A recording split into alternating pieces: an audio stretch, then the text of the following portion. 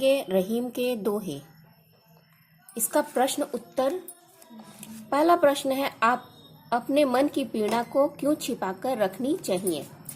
तो इसका उत्तर है, किसी व्यक्ति के सामने अपने मन की पीड़ा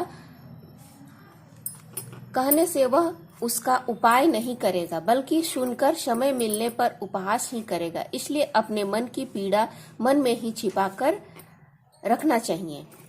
दूसरा प्रश्न है, प्रेम को धागे के समान क्यों? धागा टूट जाने पर पहले जैसा नहीं रहता। अगर जोड़ते हैं तो उसमें गांठ पड़ जाता है। उसी प्रकार प्रेम है, जब प्रेम टूटता है और उसे जोड़ने का कोशिश करते हैं तो उसमें भी गांठ पड़ जाता है, अर्थात वह प्रेम पहला जैसा नहीं रहता। इसलिए प्रेम को धागे के समान कहा गया है। तीसरा प्रश्न है, किसी से कुछ मांगने के कर्म को कैसा बताया गया है और क्यों?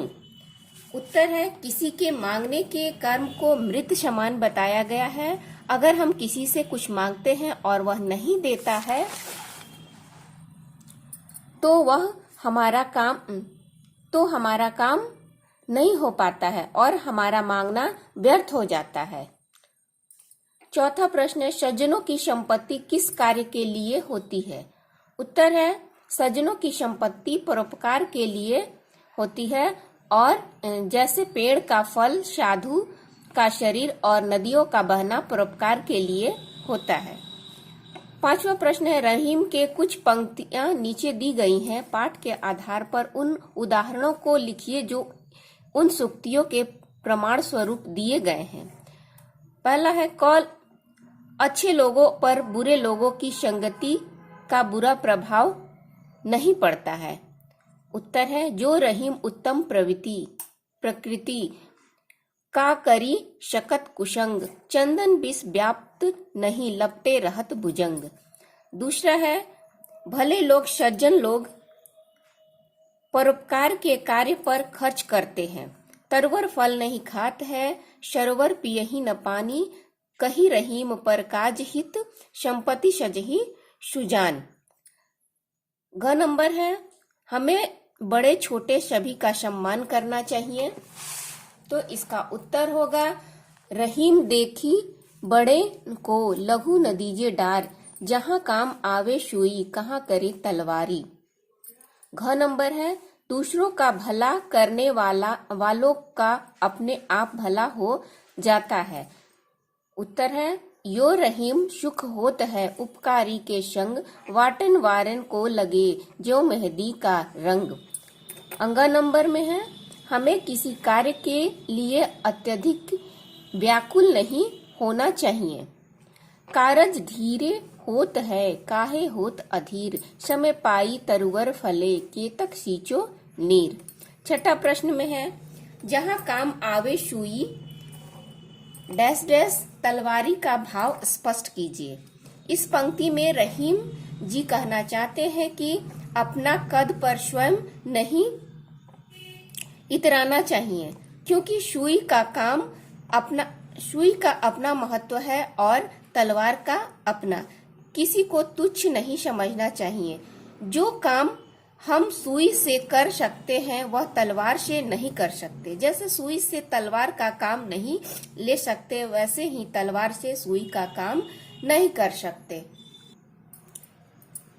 पांचवा प्रश्न है, पाठ से आगे ऐसे किन्हीं दो अवसरों की चर्चा कीजिए जब आपने दूसरों के लिए काम किया और आपको उसका लाभ मिला। पहला है, मुझे लूडो खेलने नहीं आता था, किसी कारण मेरे दोस्त को बाजार जाना पड़ा तो मैं उसका खेल खेला और मुझे खेलने आ गया।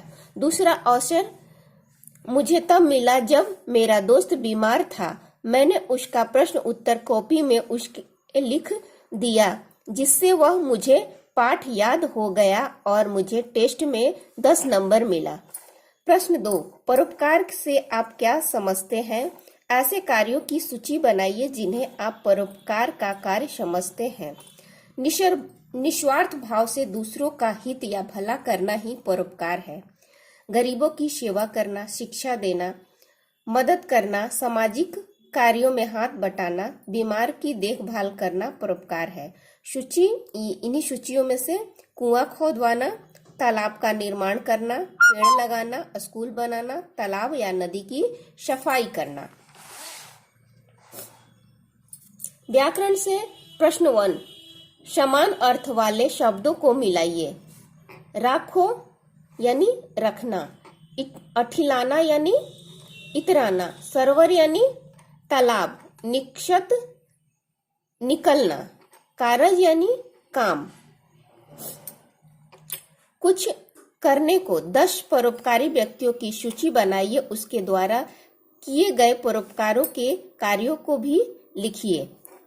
परोपकारी व्यक्ति और उसके कार्य। राजा राम मोहन राय, उन्होंने बाल प्रथा और सती प्रथा पर रोक लगाई थी, और महात्मा गांधी देश को आजादी दिलवाई। सावित्रीबाई फुले स्त्री शिक्षा को बढ़ावा दिया था, उन्होंने ही शुरू की। मदर टेरेसा समाज सेवी थी। भागीरथी गंगा को धरती पर लाए थे। दीपक चौधरी पेड़ लगाना। महारानी उषा रानी स्कूल खुलवाना। रहीम हिंदी साहित्य। सुंदर लाल बहुगुणा पेड़ कटने से बचाना। दशरथ माझी पहाड़